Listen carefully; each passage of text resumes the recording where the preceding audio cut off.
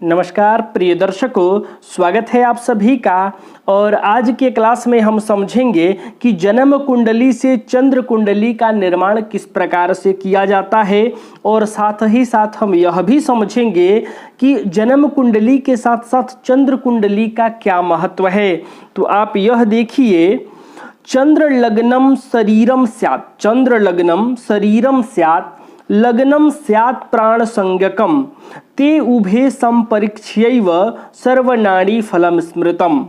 यानी जो चंद्र लग्न है वह शरीर है, शरीरम स्यात् लग्नम स्यात् प्राण संज्ञकम, यानी जो जन्म कुंडली है यह प्राण है और इस प्राण जो है वह इस शरीर में है। यानी इस प्राण का भी महत्व है तो इस शरीर का भी महत्व है। शरीर के अंदर प्राण है, प्राण के बिना शरीर किसी काम का नहीं, लेकिन शरीर का भी महत्व आप समझिए, शरीर है तभी प्राण भी है। यानी दोनों का महत्व है, दोनों में जन्म कुंडली लग्न कुंडली का विशेष महत्व इसलिए है क्योंकि ये प्राण है लेकिन ये शरीर है। अब इन दोनों का महत्व है इसलिए आप यह समझिए कि ये दोनों एक दूसरे के पूरक हैं। प्राण के बिना शरीर किसी काम का नहीं और शरीर न हो तो प्राण होगा कहाँ। तो ये दोनों एक दूसरे के पूरक हैं, इसीलिए कहा ते उभे संपरीक्ष्यैव, इन दोनों का संपरीक्षण करके निरीक्षण करके सर्वनाड़ी फलम स्मृतम, सभी तरह का फल कहना चाहिए। यहाँ अर्थ देखिए, चंद्र लग्न शरीर है और लग्न क्या है, प्राण है, इसीलिए सभी ज्योतिष शास्त्रों में सर्वनाड़ी फलम स्मृतम, सभी ज्योतिष शास्त्रों में इन दोनों के निरीक्षण परीक्षण के बाद ही फल कहा गया है। यानी चंद्र लग्न और लग्न यानी चंद्र कुंडली और जन्म कुंडली। यहाँ कुंडली इस प्रकार से लिखा है, यहाँ कुंडली इस प्रकार से लिखा है, तो आप कंफ्यूजन में मत पड़ना। इस तरह से भी लिखा जा सकता है और इस तरह से भी लिखा जा सकता है। तो चंद्र लग्न यानी चंद्र कुंडली और लग्न यानी जन्म कुंडली, ते उभे संपरीक्षैव, दोनों का ही निरीक्षण परीक्षण करने के बाद फल कहा गया है।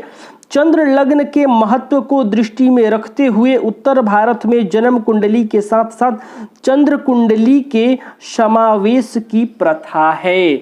यानी जन्म कुंडली के साथ साथ चंद्र कुंडली का भी समावेश उत्तर भारत में इसलिए ही किया गया है क्योंकि इसका भी अपना बहुत बड़ा महत्व होता है जन्म कुंडली के साथ साथ, क्योंकि यह प्राण है तो ये शरीर है, ये एक दूसरे के पूरक हैं। तो आज मैं आपको बताने जा रहा हूं कि जो जन्म कुंडली होगा आपका, उस जन्म कुंडली से चंद्र कुंडली का निर्माण किस प्रकार से करेंगे। तो मैं उदाहरण के लिए आज जन्म कुंडली का निर्माण कर लूंगा। जन्म कुंडली का निर्माण ज्योतिष के गणितीय विधि से इष्टकाल आदि निकालकर लग्न स्पष्ट करने के बाद किया जाता है। जो लग्न स्पष्ट आता है वह यहाँ लिखा जाता है और उसके अनुसार फिर ग्रह स्थितियों की जो स्पष्ट अवस्था है उसको स्पष्ट करके भरा जाता है कि कौन सा ग्रह किस राशि पर है। तो वो प्रक्रिया बहुत लंबी चौड़ी है।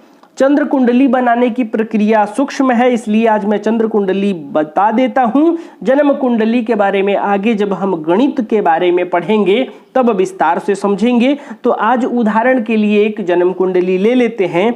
उदाहरण के लिए मेष लग्न की ही कुंडली ले लेते हैं जिसके जन्म कुंडली के लग्न भाव में मेष राशि उपस्थित हो, यानी मेष लग्न का उदय हो रहा हो। यहाँ 1 होगा तो आप सभी को पता है, यहाँ 2 हो जाएगा, 3 हो जाएगा, यहाँ 4 हो जाएगा, 5 हो जाएगा, 6, 7, 8, 9, 10, 11, 12।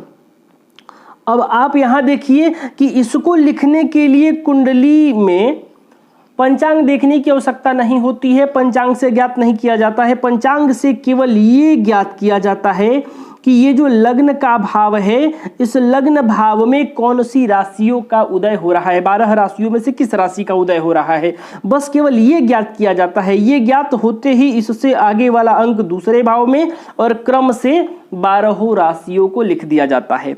अब उदाहरण के लिए ग्रह स्थितियां भी भर लेते हैं।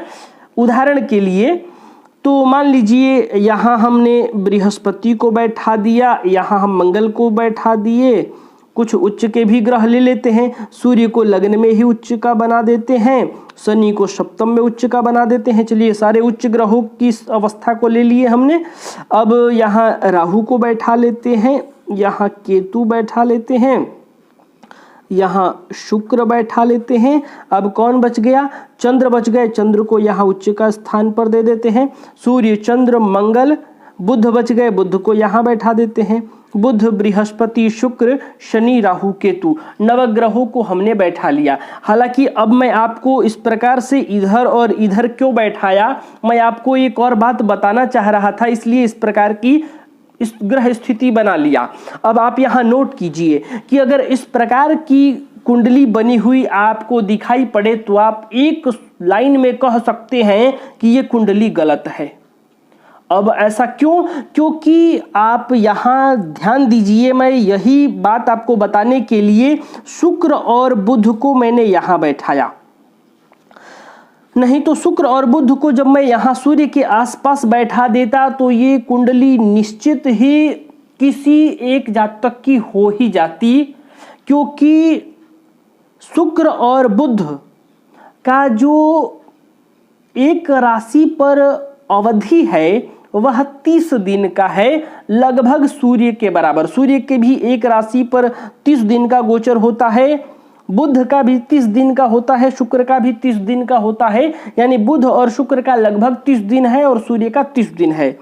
और ये बुध और शुक्र हमेशा सूर्य के आसपास ही रहते हैं, या तो सूर्य के साथ हो, या सूर्य से एक घर आगे, या सूर्य से एक घर पीछे। तो आपको इस प्रकार की कुंडली दिखाई पड़े जिस कुंडली में सूर्य के आसपास शुक्र और बुध न हो, तो समझिए कि वो कुंडली गलत बनी हुई है। जब शुक्र और बुध सूर्य के आसपास हो तो ही समझिए कि वो कुंडली सटीक है, बढ़िया है और गलत नहीं बनी हुई है। अब यहाँ उदाहरण के लिए भी मैं बुध को यहाँ बैठा लेता, शुक्र को यहाँ बैठा लेता, तो ये अवश्य किसी न किसी जातक के ऊपर घटित हो जाती। लेकिन शुक्र और बुध यहाँ है, इसका मतलब है कि इस प्रकार की ग्रह स्थिति कभी बन ही नहीं सकती, क्योंकि सूर्य जहाँ होगा उससे इतने दूर पर शुक्र, क्योंकि सूर्य जहाँ होगा उससे इतने दूर पर शुक्र कभी होते ही नहीं। तो ऐसी अवस्था में या तो सूर्य यहाँ गलत राशि पर होंगे या इधर शुक्र और बुध गलत होंगे, क्योंकि यहाँ शुक्र के पास बुध है तो ऐसी स्थिति हो सकती है, लेकिन सूर्य से इतनी दूरी नहीं होती है। तो ये तो मैंने आपको उदाहरण के लिए बताया और साथ ही साथ ये बताना था, इसलिए मैंने शुक्र और बुध को सबसे दूर लिख लिया। अब आप समझिए कि जन्म कुंडली से आप चंद्र कुंडली का निर्माण किस प्रकार करेंगे। आप इस कुंडली को सुधारने के लिए शुक्र और बुध को सूर्य के आसपास भी बैठा सकते हैं, तो ये कुंडली अवश्य किसी न किसी जातक की हो जाएगी। यानी इस प्रकार की ग्रह स्थितियां घटित हो सकती हैं, लेकिन ये उदाहरण के लिए कुंडली है। ठीक है, मेरा आज का मुख्य विषय ये है कि आपको जन्म कुंडली जो इस प्रकार से बनी हुई दिखाई पड़ेगी उससे चंद्र कुंडली का निर्माण कैसे होता है यह बता दूं। तो प्रिय दर्शकों, ये देखिए जो लग्न का भाव है उसमें मेष राशि उपस्थित है, इस पर सूर्य है। सारी ग्रह स्थिति आप देख लेंगे तो इन सारी ग्रह स्थितियों में आपको चंद्र कुंडली के लिए देखना है चंद्र को। जैसा कि यहाँ इससे स्पष्ट हो रहा है कि ये चंद्र कुंडली है, चंद्रमा की कुंडली है, तो आपको लग्न कुंडली, जन्म कुंडली में देखना है कि चंद्र किस राशि पर है। यहाँ आपको भाव नहीं देखना है, यहाँ दूसरी राशि और दूसरा भाव एक ही हो गया है, तो आपको पुनः से मैं बता रहा हूं, आपको भाव नहीं देखना है, आपको देखना है किस राशि पर है। कौन सी राशि हो गई? वृषभ राशि। तो इस वृषभ राशि को चंद्र कुंडली के लग्न में लिख लेना है। चंद्र कुंडली का भी लग्न यही होगा क्योंकि लग्न का भाव यही होता है, तो यहाँ 2 नंबर लिख लेना है। 2 नंबर क्यों लिखा गया? क्योंकि जन्म कुंडली में चंद्रमा 2 नंबर की राशि पर है, तो जो जिस नंबर की राशि पर होगा वो यहाँ चंद्र कुंडली में लग्न में लिखा जाएगा। 2 यहाँ हो गया तो 3 यहाँ, 4 यहाँ, 5, 6, 7, 8, 9, 10, 11, 12, 1। आपने 12 राशियों को लिख लिया। अब इसके बाद जन्म कुंडली में ग्रह जिस राशि पर बैठे हैं, जो ग्रह यानी नवग्रह जिस राशि पर बैठे हैं, सेम टू सेम उसी राशि पर यहाँ चंद्र कुंडली में लिख देना है। कहने का मतलब है, देखिए यहाँ सूर्य लग्न में है तो हमें भाव से मतलब नहीं है। सूर्य यहाँ मेष राशि पर है तो इस चंद्र कुंडली में जहां भी मेष राशि हो वहां हमें सूर्य को लिख देना है। तो मेष राशि यहाँ है तो हमने सूर्य को यहाँ लिख दिया। 2 नंबर की राशि में चंद्रमा है तो आप हमेशा ध्यान रखिए कि वो राशि लग्न में है तो चंद्र कुंडली के लग्न में ही चंद्रमा आपको दिखाई पड़ेंगे। तो हमने चंद्र को यहाँ लिख लिया। और वैसे भी राशि के अनुसार लिखना है तो चंद्रमा 2 नंबर में है तो यहाँ चंद्रमा आप 2 नंबर में ही लिखेंगे। राहु 3 नंबर में है तो हमने राहु को यहाँ लिख लिया। बृहस्पति 4 नंबर में है तो बृहस्पति को यहाँ लिख लिया। शुक्र को हमने यहाँ 5 नंबर में लिखा है तो शुक्र को यहाँ 5 नंबर में ही लिख दो। लेकिन कुंडली सही बनी है या गलत बनी है इसका आप पहचान शुक्र और बुध को देखकर भी कर सकते हैं। हालांकि इसके अलावा भी कुछ गलतियां हो सकती हैं, लेकिन यदि ये सूर्य के आसपास हो तो समझिए कि इन तीनों की ग्रह स्थिति सही हो सकती है। हालांकि यदि कोई कुंडली गलत ही बना दे तो वो एक अलग बात है, गलतियां हो सकती हैं। लेकिन ये मैं आपको गोचर का अवधि बता रहा हूं कि शुक्र और बुध सूर्य के हमेशा साथ ही होते हैं। अब बुध 6 नंबर में है तो बुध को यहाँ 6 नंबर में लिख लिया। शनि 7 नंबर में है तो शनि को यहाँ 7 नंबर की राशि में लिख लिया। केतु 9 नंबर की राशि में है तो केतु को यहाँ लिख लिया। मंगल 10 नंबर की राशि में है तो मंगल को 10 नंबर की राशि में लिख लिया।